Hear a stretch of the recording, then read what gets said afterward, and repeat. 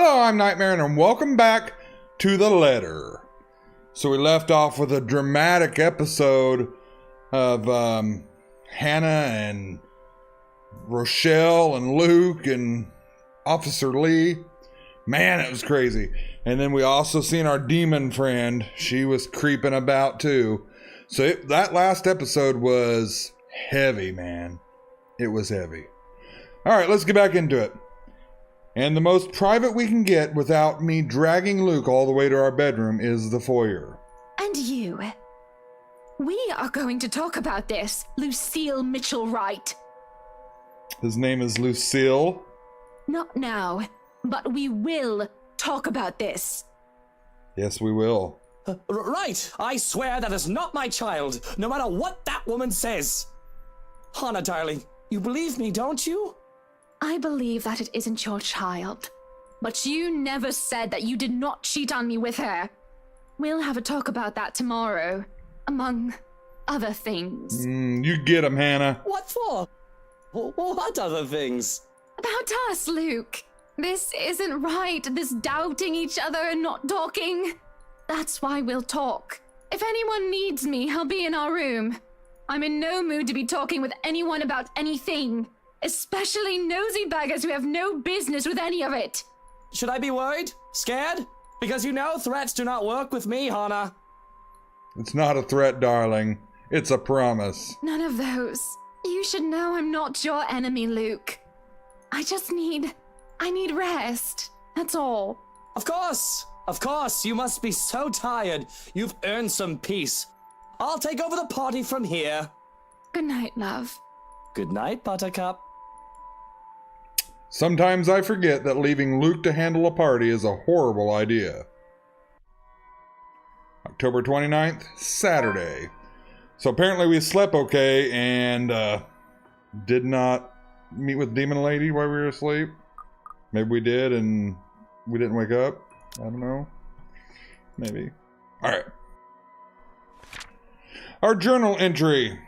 In the aftermath of Rochelle's accusations, Hannah banned her former friend from setting foot in any of their properties. She was then seen dragging her husband all the way to the mansion's foyer in order to set things straight with him. Alright. Because, come morning, the dining hall is a mess with a few of his drunk friends sleeping about. At least a dozen men and women are scattered about, sleeping like they are in alcohol-induced comas. Even Officer Lee is there, sleeping off the effects and still clutching a bottle of 1998 Humilia. No doubt Luke has served some of his stores in absinthe. Judging by the faint burnt smell, they had to set fire to the latter too. No bohemian, I would say. I don't know if that's right or not. Don't judge me. There is only so much I can tolerate, as we have Johans retrieve every single one and get them a cab. And they are everywhere. At the table, on it, underneath it, and some are even in the kitchen. Nap time is over, Kinder. Time to go. I don't think that's worded right. And oh dear, does this piss off our valet, though he is still a man of silent fury. Although it is a little treat to hear him utter curses in German from the other room. I imagine Luke will be amused as well, if it isn't his guests that are being thrown out.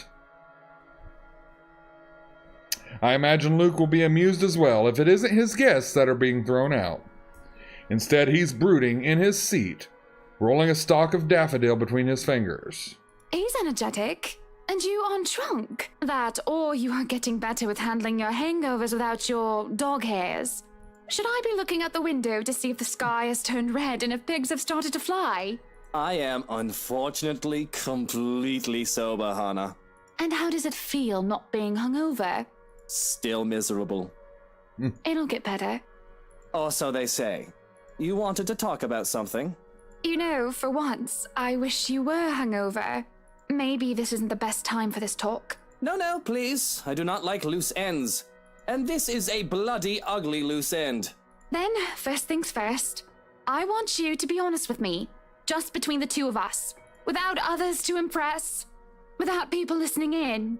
Just you and me. Did you or did you not sleep with Rochelle Lee and got her pregnant? I didn't get her pregnant, but the thought of having a child with her? Can you just imagine it? Or rather, don't. I can already see it. It'll look like that ruddy pig boy from that Young Wizard book. I don't care about once upon a time. What I'm asking is if you were with her the other night during my party. Him not showing up in most of the gatherings I've hosted in the past is nothing new, of course. The one I've had last week is no different. It's merely another thing I've gotten used to between us after things turn sour. But after Rochelle's outburst last night, I won't deny feeling the disappointment. The betrayal. What's done is done, however. Though at the very least, I still want to hear the truth from him. She made me meet with her the night of your party. But I swear, I only agreed to go so that I could tell her I wasn't having none of it. It isn't my baby. I don't even think it's Lee's. Poor bloke. I mean, I probably slept with her once. We were probably incredibly drunk, but that would have been a long time ago before she was preggo. Are you sure, Luke? You're not making anything up or leaving anything out? Of course not. Your ass would have been at the curb. I swear it on my mother's grave. Sorry, we would be done. He swears it, he says as he hands me the flower with such tenderness. And I believe him. Well, if that's all you wanted to talk about, you shouldn't have made me worry. For the sake of my sanity and for the sake of our marriage, I'll pretend that you never said any of that. Are you sure you aren't drunk now? Haven't had a single drop and hating it. Would you like something to drink? Because I'm not done. I have something else to tell you. No thanks, maybe I will after this little talk you wanted to have. I already told you, and you already said you believe me that the brat isn't my child. I already spilled that I might have had drunken sex with her once, and you wish to wipe that off your memory. So do we have anything else to talk about? Because have at it, I'm all ears. Good for you. You're pretty miffed for someone who just admitted to his wife that he's cheated. And you're stalling. I can tell that incident has you shaken up. So why don't you just spit it out and get this all over with? I'm pregnant. What? Come again? You heard me. You've got to be kidding, right? This must be some kind of joke. Are you taking the piss at me? Because woman, I don't need a second fake pregnancy. Instead of answering, however, I stay silent and let the matter of fact sink into his head. His face heats up for a moment before he goes pale. He raises a hand in hopes of asking for a drink, but the morning staff are still busy evicting the last of his inebriated companions. And he doesn't even bother to bark out orders as if he's lost his very voice. Actually, he looks like he's on the verge of hyperventilating. This is Hannah, darling. I need some air. How long have you been? 3 months. And do you remember me vomiting the other night? It wasn't the fish, darling. And the twins. Although we don't know yet if they're a boy or a girl or... Oh my, Hannah. Or both. Good God! Twins! Somebody call him an ambulance. I'm going to be a father to 2 tiny babies. Breathe, Luke! Breathe! Goodness, Luke, I'm the one who's pregnant here, not you. No, don't touch me! Stay away! Oh God. A scream cuts off my amusement, and without thinking, Luke and I rush to the foyer. There stands a crazed-looking chief inspector, trashing about as he tries to make it up the stairs, while Johannes holds him back. What is going on here? Und tschüss. All the Schweinehunde must leave, including you, Chef Inspector. This one is very problematic and will not leave. No, you can't make me leave! I need to stay here for her! I need to help her! Oh, Rochelle? She's probably already at home, dearie. Or she might have already gone and skipped town. Who knows? Oh, for the love of... There's no point talking logic in him. Lee, go home. You're drunk. Uh-oh. Did the demon lady get Rochelle? Can't you hear her crying? She was crying, just weeping and in so much pain last night. I couldn't help her. Drunk, sobbing bastard that I am. but my help. She needs my help. Tell your fucking stupid lapdog to let go of me, Luke! Or I'm gonna knock him down and I'm gonna knock the two of you down too! Language! I've already dealt with your wife, so don't make me deal with you, Lee. Or I swear I'll... Hana, enough. Don't stress yourself over him. It'll be bad for the twins. So go back to your breakfast and let me handle this, okay? Are you sure? Why wouldn't I be? Now, go ahead and do something less stressful. Let's get our journal entry real quick. Hannah confronted Luke regarding last night's drama. He confessed he slept with Rochelle, but insisted he's not the father of her child. Accepting his apology, Hannah then informed him that she's 3 months pregnant. Their talk was interrupted with a crazed Officer Lee refused to leave the mansion, screaming about helping a crying woman. We know exactly who that crying woman is. Go ahead and do nothing. There isn't much to do, it seems, whenever I step up to the plate and try to take responsibility for something. Perhaps because everything is already being handled by someone hired specifically for that job.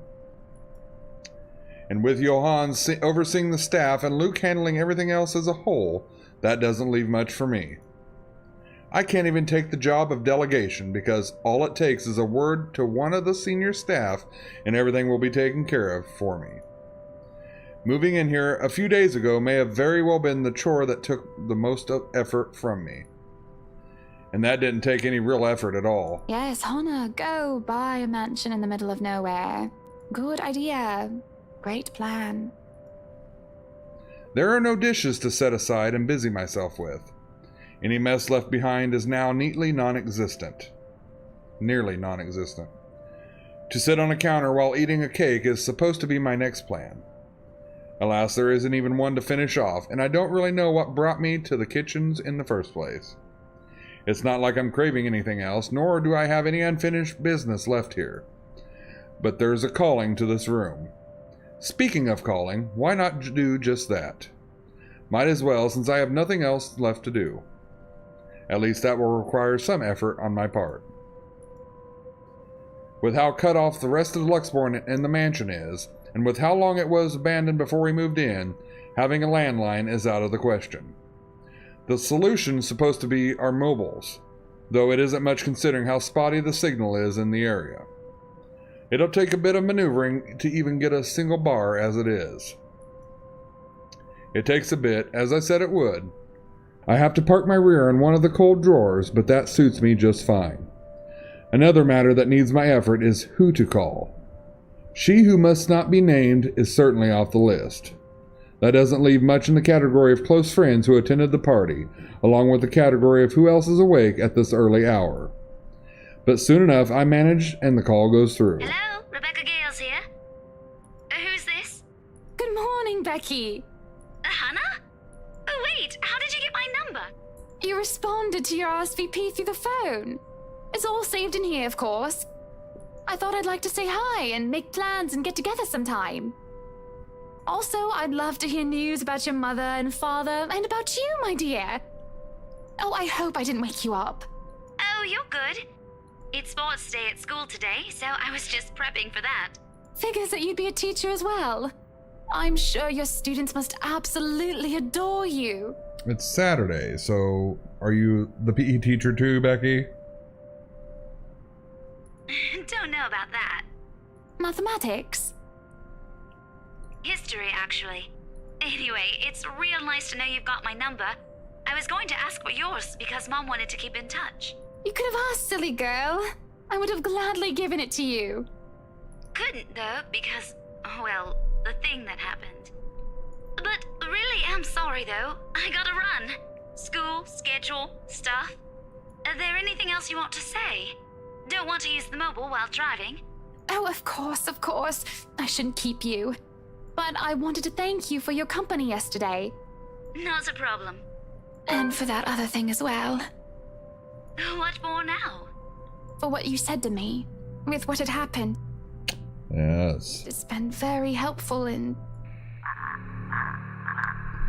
Oh, God. The call starts to go static, much to my frustration. A strange clicking noise drowns out most of her words, too. I doubt she can understand what I'm saying. And then the line completely dies. I can feel a headache coming on. It's just building up, starting from a light throbbing on the side of my head.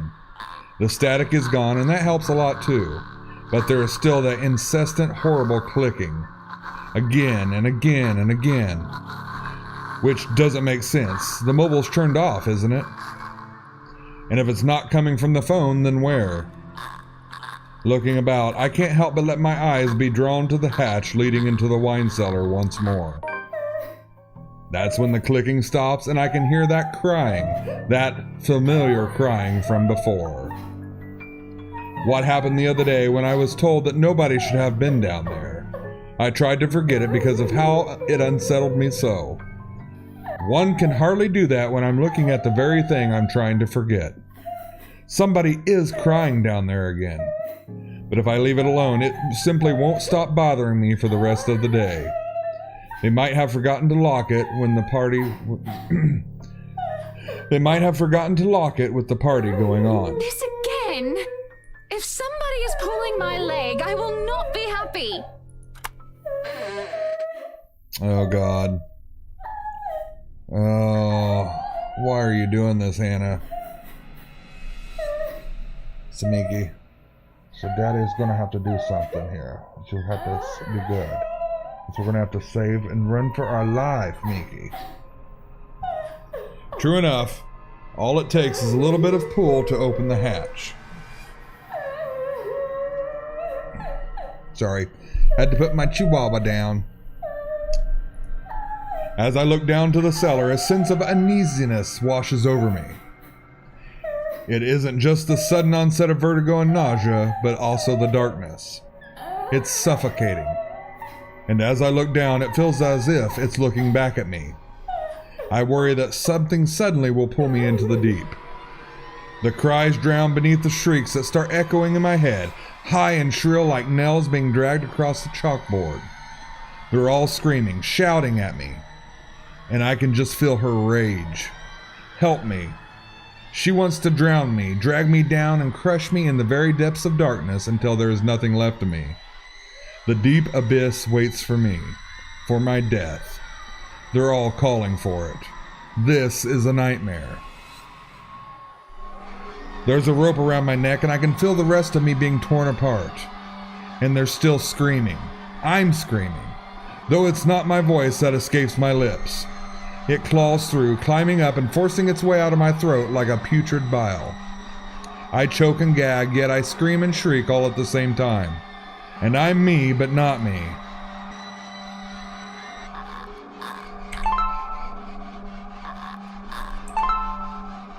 Oh, man. Okay, we avoided the ghost. Man, that was tricky. We got a new journal. Hannah called Rebecca Gels, hoping to catch up with an old friend. The talk got interrupted by a horrible clicking and the cry of a woman from the wine cellar. It pushes me down to my knees before I'm prone and vulnerable on my stomach. It makes me tumble, and I can just feel my whole body seizing, wreathing on the floor. Everything and nothing hurts.